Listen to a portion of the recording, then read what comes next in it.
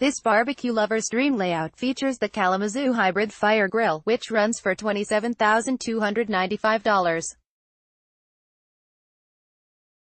When Carl Coates, a 47-year-old father and high school administrator living in Chicago, came into a little extra cash last year, he decided to make what seemed to him like a smart investment.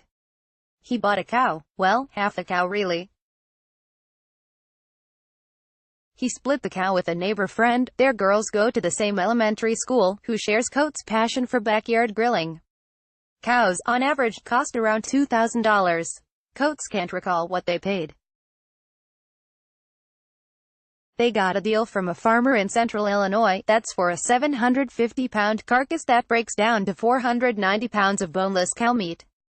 Coates ended up with half of that, a couple hundred pounds of ground beef and cuts of steaks, roast, ribs, brisket and tenderloin, and he admits he wasn't entirely prepared for what showed up on his front porch. "That's a lot of meat," he says. "We have a stand-up freezer in the basement that we were using for breast milk. The kids are off the teat now, so it's become storage for cow meat." Coates wasn't always an obsessive grill hobbyist. Though he was born and raised in Texas, one of the undisputed grilling capitals of the world, his parents were mostly indifferent to barbecue. It wasn't until he moved to Chicago a decade ago that he bought his first grill, a Weber Smokey Joe compact enough to fit in the back stairwell of his condo. After getting married and having his first child, Coates graduated to a Weber Performer Deluxe, a 22-inch freestanding charcoal grill that runs for around $400. Every year, his fascination with grilling has grown more intense. Carl Coates, of Chicago, even bought a cow. Well, he split it with a neighbor. "If I get a brisket, I'll want to trim it myself," he says.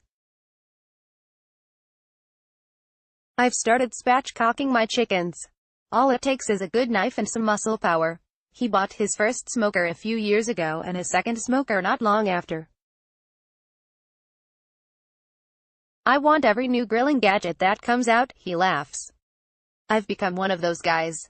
You probably know one of those guys, a friend or neighbor or relative who takes his or her backyard grilling very seriously. Don't just have a standard charcoal grill, which gets rolled out a few times for summer holidays. They've got a high-tech grill with all the bells and whistles, every fancy grilling gadget that money can buy, and strong opinions about wood cooking versus gas. They're not just passionate about grilling, they're downright fanatical. They're people like Nathan Myhrvold, who retired as Microsoft's resident tech visionary to spend more time grilling, and Robert Wright, a Fresno, California man who ran back into a burning house to save his recently grilled rack of ribs in 2015. There aren't more people using grills than 20 or even 30 years ago. The hearth patio.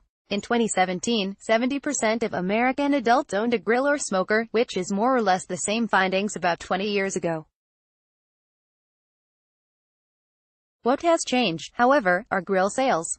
Over the past 5 years, revenue for U.S. grill manufacturers, led by Weber Stephen Products, maker of the iconic Weber grills, has been on the rise.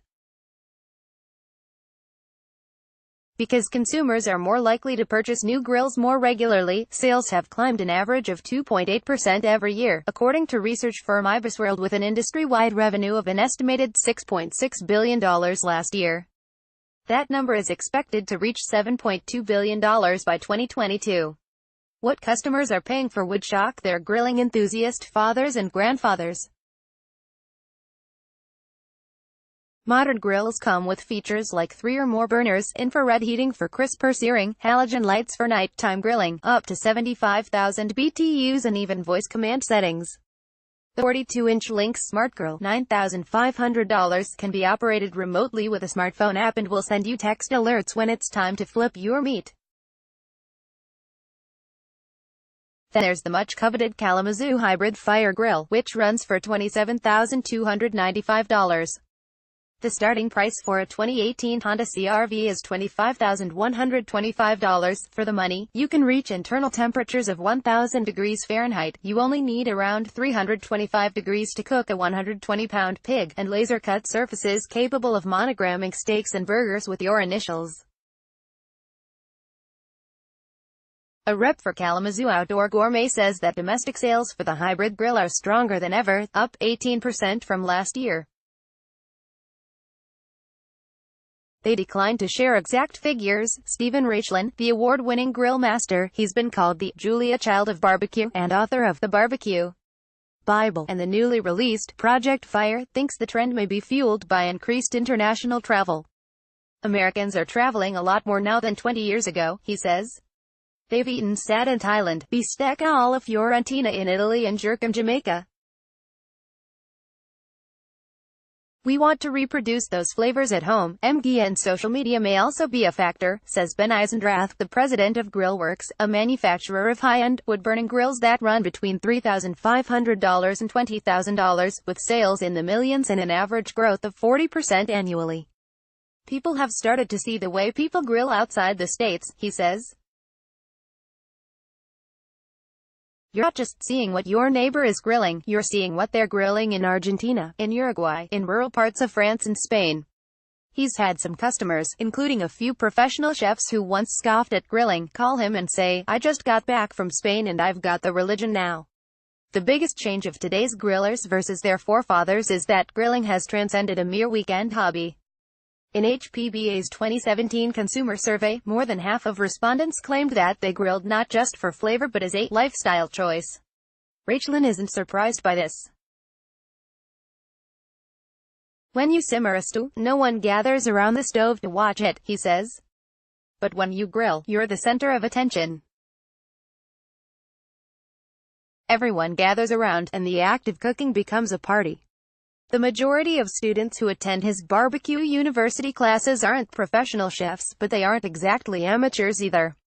Most have at least 3 grills at home and several smokers, and they're eager to learn new offbeat techniques, like cave manning, grilling on the embers, hair leaf grilling and grilling the whole meal, including cocktails and dessert.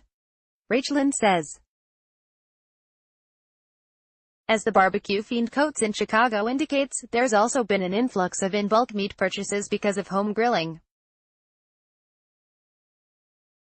Sales of fresh grass-fed beef, the kind preferred by grilling connoisseurs, jumped from $17 million in 2012 to $272 million just 4 years later, according to Nielsen data. Omaha Steaks, the premier mail-order steak company, has seen a 50% growth in slow cooker and skillet meals, and increased demand for their king-cut steaks, including a 72-ounce steak for $120, the same size, coincidentally, for the steaks that visitors are infamously challenged to finish at the Big Texan Steak Ranch in Amarillo, Texas. Porter Road, a Nashville butcher shop that sold meat locally since 2011, went online this year and saw their sales jump to 6 figures just a few months into their launch. There are more meat nerds out there than we thought, says James Peisker, one of 2 trained chef co-founders. The average online customer is spending about $100 per order. Butcher's cuts like Terry's Major, tri-tips, cap steaks, picanhas, flat iron steaks and Denver steaks are in high demand, and often some of the first cuts to sell on a daily basis. Coates says it may be flavor that got him into grilling, but it's the lifestyle that's turned him into a grilling devotee. I was listening to this podcast about the making of Jaws, and they talked about how Steven Spielberg was more interested in an audience's reaction to his movies than the movie itself, he says. I'm in no way trying to compare myself to Spielberg, but I understand that feeling. The joy isn't just what I'm tasting, it's having people over and grilling something for them and seeing their reactions. He's not planning on investing in another cow in the near future, but he does have a grilling wish list. I want to get one of those oil drum barbecue smokers, he says. A big 55-gallon one that could smoke a whole pig. I'm looking out at our patio right now, and there's a kiddie pool out there. And all I can think is, if I got rid of that pool, there'd be plenty of room for the oil drum. Barbecue, a short history. 3100 BC, the Neolithic settlers built Stonehenge in between barbecue cookouts of roasted pork and beef. 16th century, the Arawak tribe of South America in the Caribbean cook their meat on a frame of sticks over a fire, calling it barbacoa. Their other contribution to the English language, the word cannibal, 1733, the first reference to barbecue in America. Benjamin Lind of Salem, Mass., writes in his diary, fair and hot, brown, barbecue, Hackover set. Sept. 1793, after laying the cornerstone for the U.S. Capitol, George Washington celebrates by barbecuing a 500-pound ox. Late 1800s, cowboys are forced to eat brisket, because the cattle barons don't want to share the choice cuts.